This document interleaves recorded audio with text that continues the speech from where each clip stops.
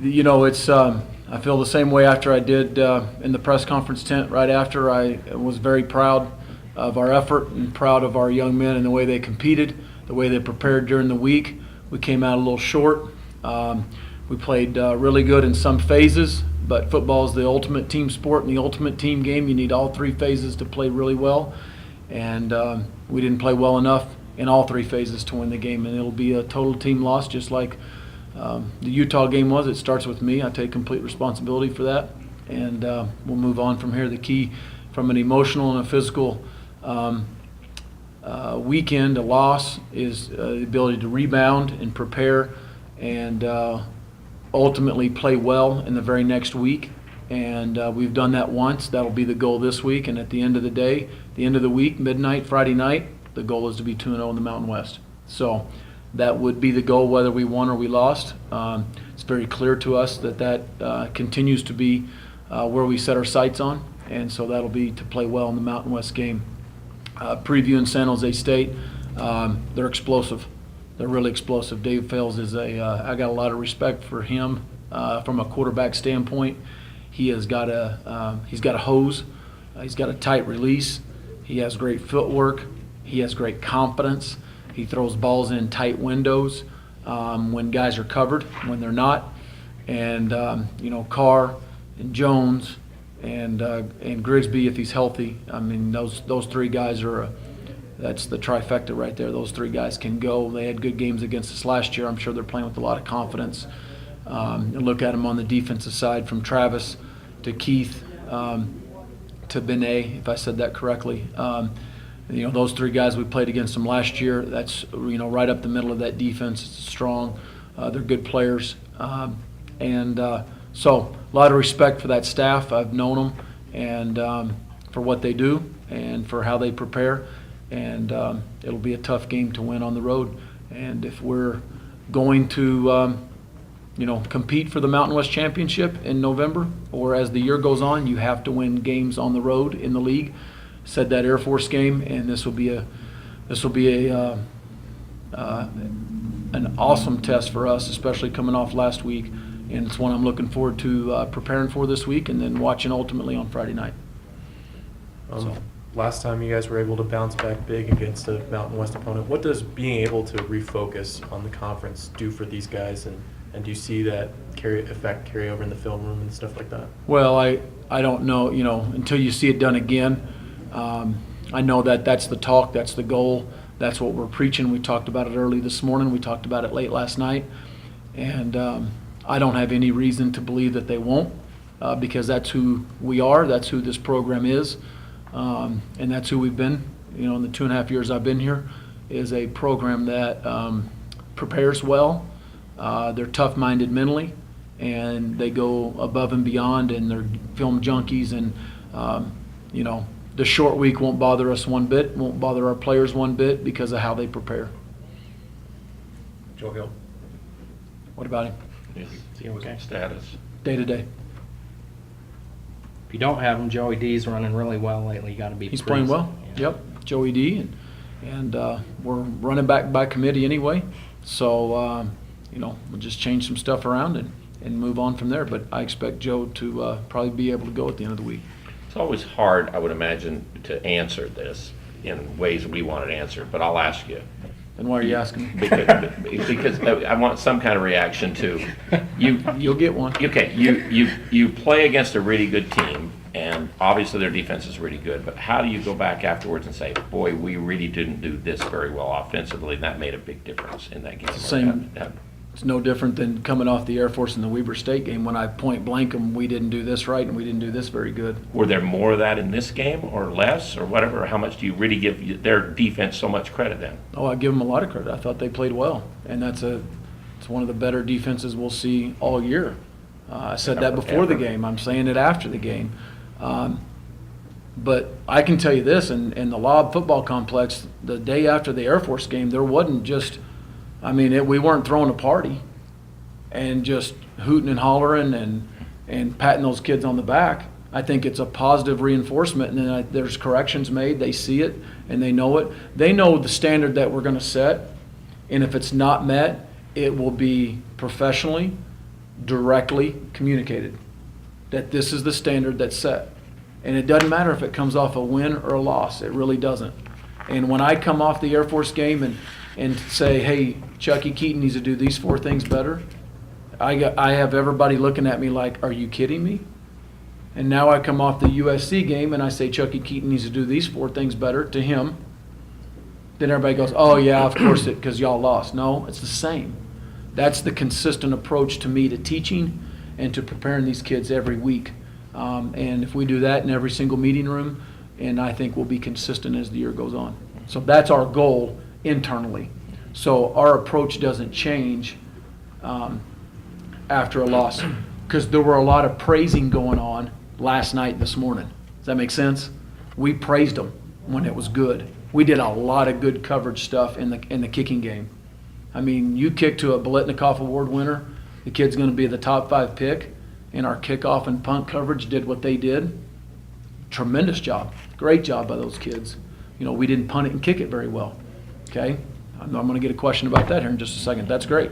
But, and so it gets praised. We did some good stuff. We played really, really good on defense for 3 quarters and played great, you know, on our half of the field almost the whole second half. So we did a lot of praising, and then we do corrections to win or lose. How about then the first downs, as I talked to you after the game? I went back and looked at it. 9 of the 13 first plays you ran P and 10 were either incompletions or losses or no gains. Mm-hmm. So do you go back on play calls and look at that kind of stuff more than anything? Is that how it's you a combination. It's a combination of coaches, play calling, maybe schematic, okay, maybe in the flow of the game, and then 2 players executing. So it goes hand in hand. So Jamie talked about technique shortcomings in the blocking.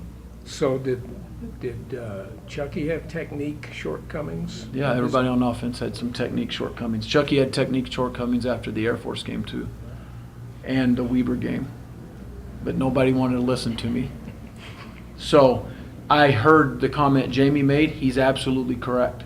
When you have technique shortcomings against a tremendously talented defense, you get exposed faster and quicker on offense. And offense is such a team part of the game. It's so much cohesion, especially the O-line and quarterbacks in sync and all that stuff. And if something's off, then it looks really, really bad. And it may just be one thing, but hey, we got to play better. And we got to call games better. We got to execute better. Even at all that, woe is the end of the earth. We rushed for more yards than anybody's done against them all year. We did not turn the ball over on the road in the Coliseum one time, and we had a chance to win the 4th quarter. So give that all to me again. I'll take it again this week, and we'll go find a way to win in the 4th quarter. So, you know, there's some stuff to clean up. So, but I'm happy with a lot of it, and I'm not pleased with the outcome, but I'm happy with a lot of the stuff that they did and the way they performed. We got to play a little bit better in some areas. I know you can't comment about officials. In the replay watching it, your guys held on the fake punt, so we know what happened. But on your punting game, did the short punt before enter into you decide? I mean, because you said you wanted to do the fake anyhow and things like that, but does that enter into it all? Yeah, I think it all enters into it because we struggled a little bit punting. There was a little bit of the wind was swirling. We weren't hitting it real well. We got to punt it a little bit better. Yeah, 12-yard punt gives them a field goal. They take, it's a field goal ball game. Part of the reason that I declined the running into the kicker, because it actually was finally on their side of the 50. So a little bit longer field for them. Yeah, that played a little bit part, but when you're down 17-10, there was 10 minutes to go in the game, and we were bogging down on offense, and I thought we needed a little bit of juice and a little bit of spark, and I thought schematically it was there, and ultimately it wasn't there for whatever reasons. Looking ahead at the secondary, ranked 13th in pass defense in the country, I think, and I think you were talking about Benet.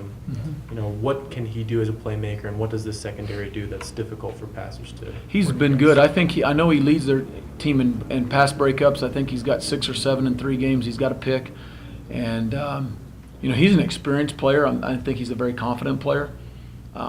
So I'm sure he's one of the leaders back in the back end of that secondary. Same for Keith Smith, 17 tackles per game. The guy's just a stud. What do you see from Yeah, him? Keith had a good game against us last year too. Keith's a veteran and played there quite a bit. And he's one of the better linebackers in the Mountain West. And I like Keith. Met Keith this summer at Vegas and very good player. Got a lot of respect for him. Plays hard. Do you see a lot of similarities in how they want to play defense and what Southern Cal, because of the combination of that guy being with Pendergrass last year at California? Is that what they want to do? Yeah. Scheme-wise? Already scheme-wise, it's a different scheme than last year. It's not the same defense. It's a totally different scheme schematically than what they had last year. You would think that some of that would get translated over. We're ultimately prepared for that and ready for that because of the affiliation past.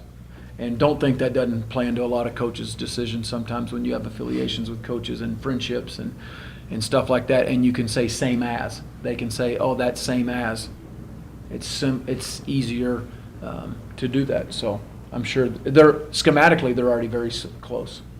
So You look at some of the benchmarks from that game, 13 sacks, the 49 points last year. I mean, do you go to your guys and say, these are the benchmarks we want to hit again, or do you set different goals? no, one more point than them. Said it this morning, 7-6, 49-48, doesn't matter. One more point than them. This year is totally different than last year. It's a brand new staff at San Jose. It's a brand new staff at Utah State. It's 2 brand new D coordinators.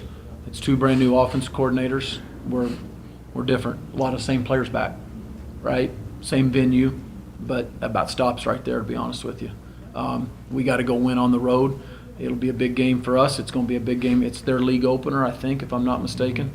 It's our second league game, so early on in the season, everybody's gunning for everybody. They're going to get our best shot, and we're going to get their best shot.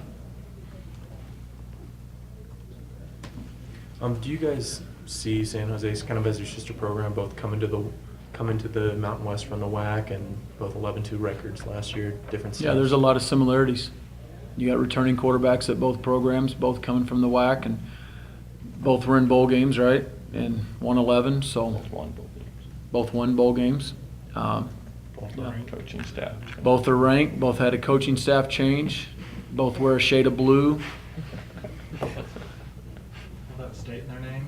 both have state very well. Doug Hoffman, 2 very really good. good-looking head coaches. It stops right there. And both of them have good-looking wives, too. Yes. Both guys have coached with Rocky Long. Yeah, okay. Okay. Both guys have coached with Mark Weber. Oh, okay. You want to keep going? That's enough. Okay. You guys started it. Kyle started it. We finished it. It's good. Is anyone else banged up? It seemed like Yeah, there's a lot of guys banged up. anyone else who So might miss the game? bruised and bumped and no, I don't think we have anybody out. Bryce Walker's still out for the year. Coach, can you talk about 13 sacks last year, and Yep. do you think that played any role in Bell's maybe rushing his throws last year, or how that affected the offense? Well, 13 sacks and the way we played on offense affected the game because it was just a part of the game. I think any time from a quarterback standpoint, I think it happened to Chucky a little bit this week. You get out of rhythm, you get things flashing in front of your face, different different pressures, different movements up front. Things are different, and it puts you off your rhythm or your launch point. D, all the above. I think that anything that makes a quarterback speed up his mind and his decision making and all that stuff is effective from a defensive schematic standpoint. And whether we did that or not last year, I don't know. But it's all the time. As a former quarterback, if you had that happen to you, 13 sacks, and you're facing that team again next year, does that kind of play mentally when you're seeing that team again? Does it carry any carryover from year to year? I'm sure it may a little bit, but I'm sure that they're strong-minded and maybe schematically they'll do some different stuff to give them confidence. So I don't know. I think that's an individual thing, if it carries over or not. I think confidence and successes carry over a lot more from guys from year to year. He still did have his career high passing game against us. He threw for 467 and 3 touches, if I'm not mistaken. I just looked at it this morning. And they had one wide out go over 100, and one have 60 and one have 50. They found a lot of seams last year.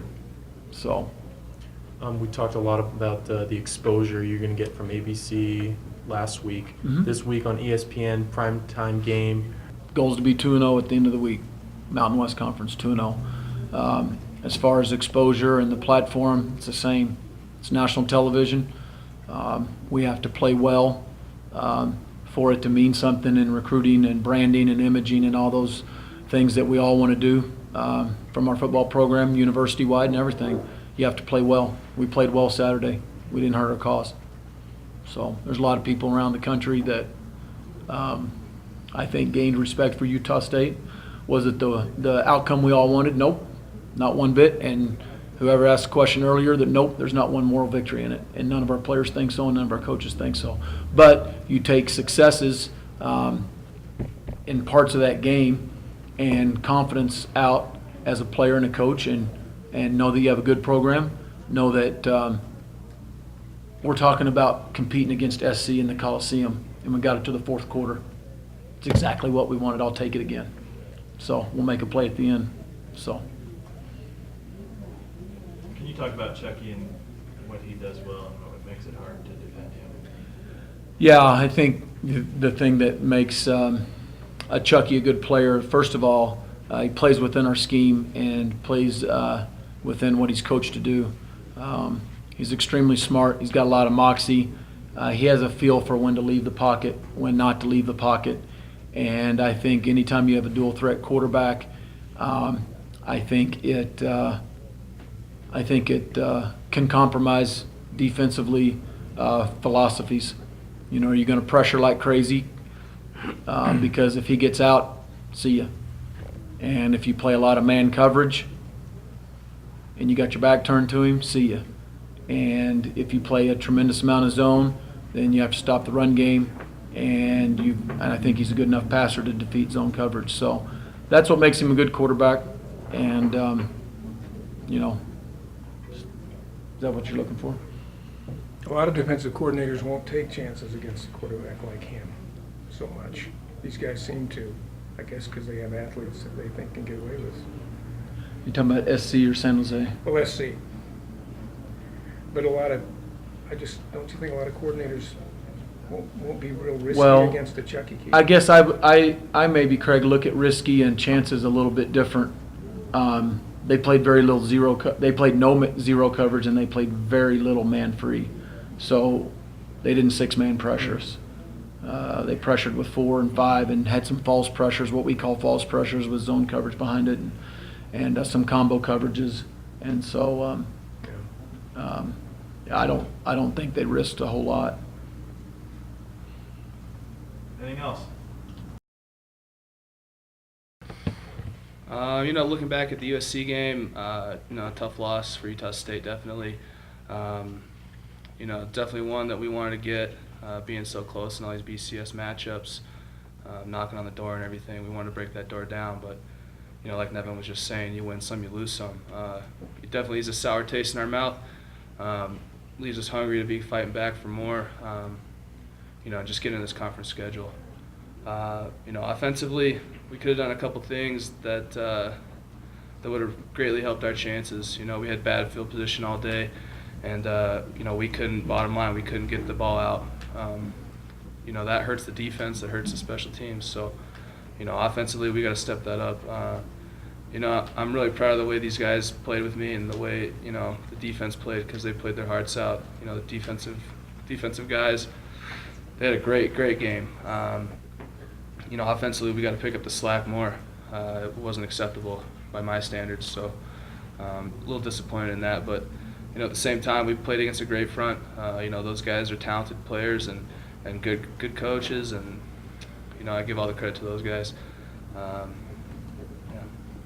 Thoughts on San Jose this week, jumping back into conference play, a big game on the road? Yeah, I'm really excited. Conference play is the most important thing. Like Nevin was saying earlier, our goals are still out in front of us to win the championship and to compete in November for our spot there. So that's the most important to me is being able to bounce back from a loss like this and really strive for that conference victory. Just perform the way we're supposed to perform. Over the past several years, after coming off tough losses, you guys have bounced back really well and won big the next time. Why is that? What allows you guys to do that? It's that bad taste in our mouth, man. It's not pleasant. Everything, all those losses are in the back of our heads at all times. Feeling us. We're all competitors. We hate losing, and to have to stomach that is one thing, but to have to live with it week after week is another. You just can't do it. You have to go out to win and to compete for a victory. And they have the best. Keith Smith leads the Mountain West in tackles, 17 per game. What do you see from him, and what makes him so special? We've seen him for the past 4 years. He's a great player, definitely, and I'm excited to play against him. This will be my second time starting against him and third time playing against him. So it'll be it's a great matchup. He's a great player, great athlete. Flies to the ball. So I'm just excited to be able to go against a quality player like that, week after week, which is a sign of a good team and a good program. Obviously, USC had some really good athletes on their front line, but there were some things you circled that you guys want to do better on the offensive line, particularly for this week. It's all about technique. Playing against top quality opponents like that kind of exposes your flaws in technique, and we have to be right on, especially at O-line. It's imperative that we're spot on with our technique and our assignment, because those little miscues in our techniques can really be exposed and hurt. So it's not all that much, but just that little bit is going to help. Jamie, just watching the game, I watched it on TV, a replay yesterday, because I see it like you do, kind of somebody, you watch film and film doesn't lie. It looked like to me you'd block USC's linemen, and they were very good at just not getting taken out by, just feed off the block and go make a tackle. Yeah. Was that different than other teams you go up against? Were they really that? They really look good, obviously. Yeah, no doubt. Credit goes to those guys. They're great athletes, great players. But like I was saying just a couple minutes ago, our technique flaws really, really help them do that. We want to be the ones keeping them blocked. We don't want them to have to come off blocks and to make things difficult for our backfield, for Chucky and for the running backs. So, a lot of it was technique, and some of it was that they're just very good players. So, I take responsibility for all that, because it's our fault at the O-line at the end of the day that they're coming off our blocks. So, technique improvements and adjustments that are going to help us a lot. And then I know you probably had to start looking at film last night because of the shortened week, so you have a little insight into San Jose.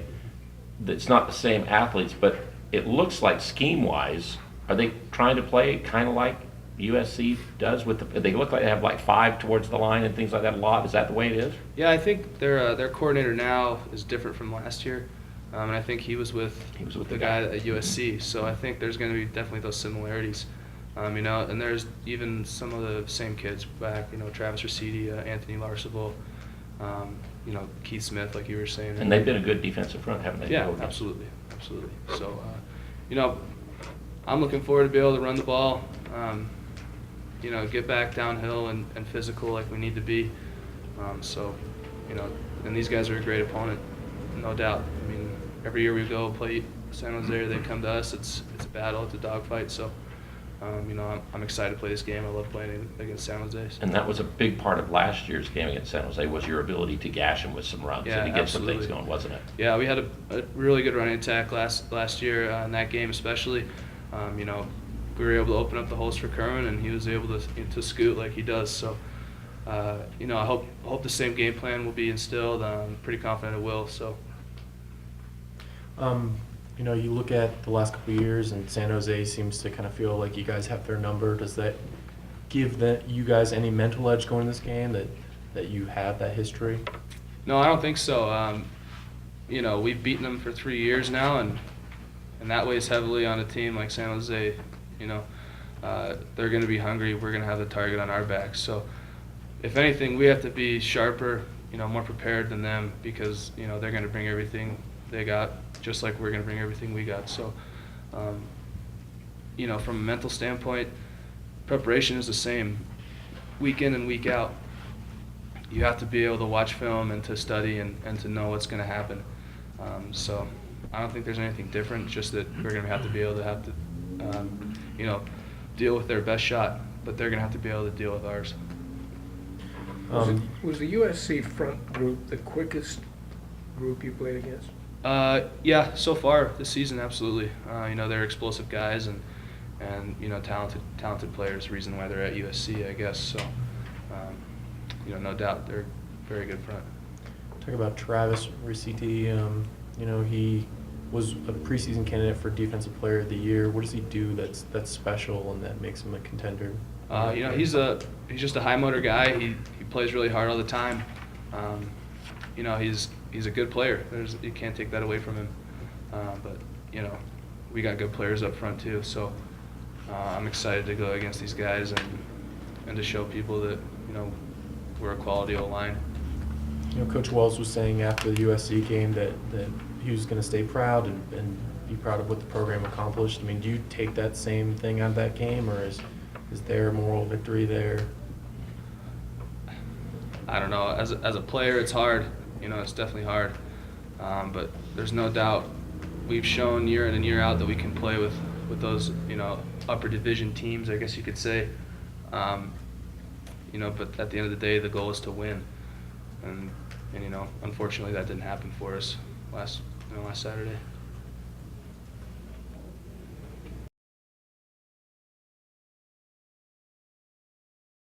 From a recap from the game, as far as the defensive side, I felt like we really played well. We came with high energy. We competed every play, every snap. I felt like we really played a good game, and this probably was the best communication we had in the secondary out of all our games. So we got to keep that up. And once again, that front seven, linebackers, D-line, played an awesome game, and we just competed pretty much. How's your guys' morale kind of rebounding from the weekend? How are you feeling this Monday after taking some time? I mean, it's definitely tough coming from a loss, especially like that. And me personally, I'd rather lose by 100 points than lose by 3. So it definitely is a tough loss, and it hurts. I could tell that it hurts the team, as far as like knowing that we was the better team that day, but we end up losing. But at the end of the day, we just gotta put that behind us and use that as fuel going into this San Jose game, and we'll be ready. Can you elaborate some more on what you mean by best communication with the secondary? Just as far as the secondary, like playing against Air Force, I felt like our secondary didn't have that much of a good communication in the back end, not communicating well as far as on our assignment. But that offense was very complicated, and now that we're able to play a game as far as like just a regular offense, we really played good as far as communicating our assignments and audibling to the right plays and stuff. So Does that mean between you and the coaching staff, or between you as players on the field before the snap, or? It's us, the players, in between before the snap, during the snap, before the snaps, before they even snap the ball, just basically communicating. Can I ask you about playing against Lee, and then the other guy's a good receiver too.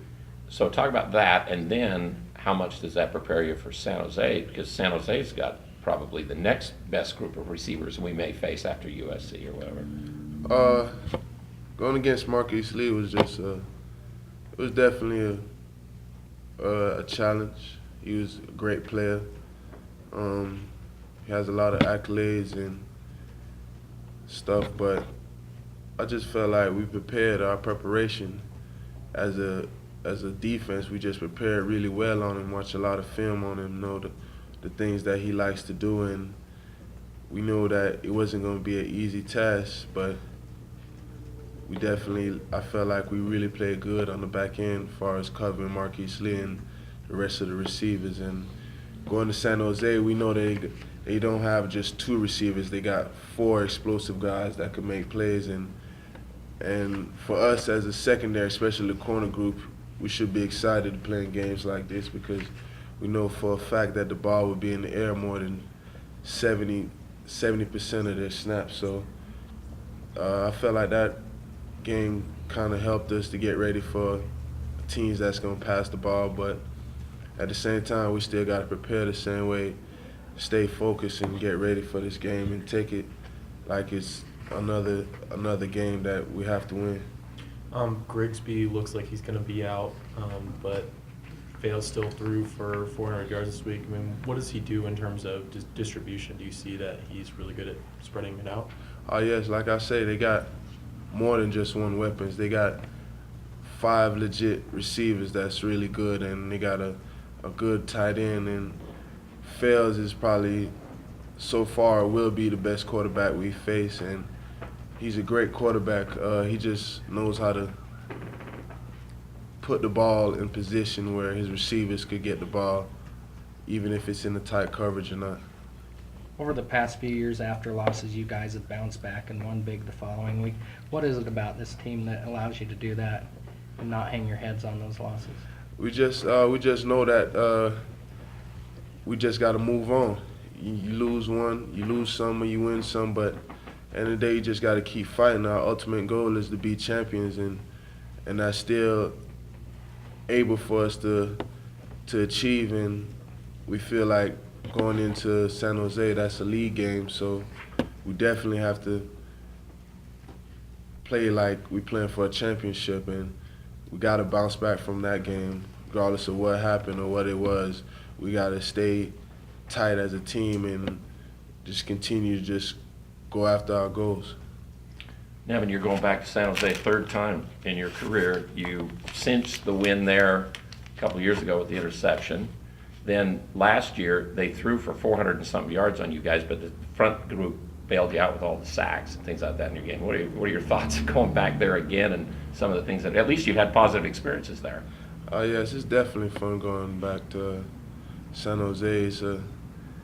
I know they're a great team. I know that we definitely can't just go in there and just think that we're just going to roll over them. We know they're going to come out and compete against us. And my 3rd time going to play against this team in San Jose is like, I don't know, it's like me and Grigsby, he's a freshman. It seems like I play him every year. And it's just something that I look forward to, and to go out and compete against these guys is a great honor because I know for a fact that they're great competitors and it's going to be a good game. With the 13 sacks last year, how much do you think, looking back at the film, coverage played a factor in getting some of that pressure?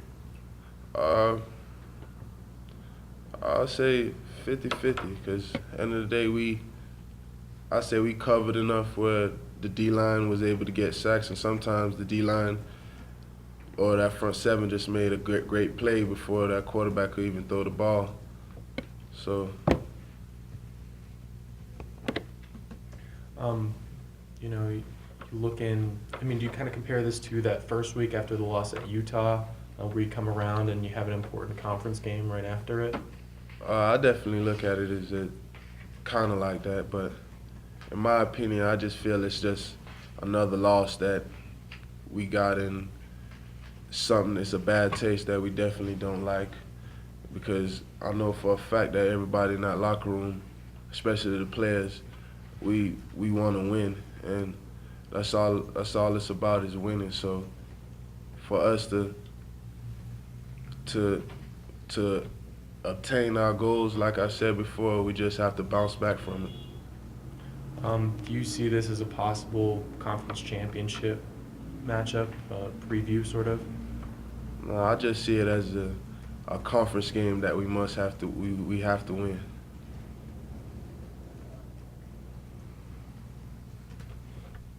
Anything else for Nevin? When you go into a game against the San Jose that does throw the ball so much, does that make you more excited as a secondary guy to know that you're going to face throws all day long and not have to come up and play rush defense and stuff? Yeah, definitely. Like, that's, as a corner, like I say, you gotta love these games because playing Utah, they threw the ball, but it's still 50-50. They run the ball, they balance it out. Playing against Air Force is more of a option teams, and they barely got to pass the ball, only had like 8 yards passing. And like I say, USC, we knew they was gonna pass the ball, especially have a great player like Marquise Lee out there. And going into San Jose, I know for a fact, 50% of the time, not 50%, 70% of the time, that ball is gonna be in the air. So as a corner, that's what we do. We get paid to cover, and that's what we want to do. So I look forward, and I'm excited to playing games like this. Anything else for Nevin? Okay.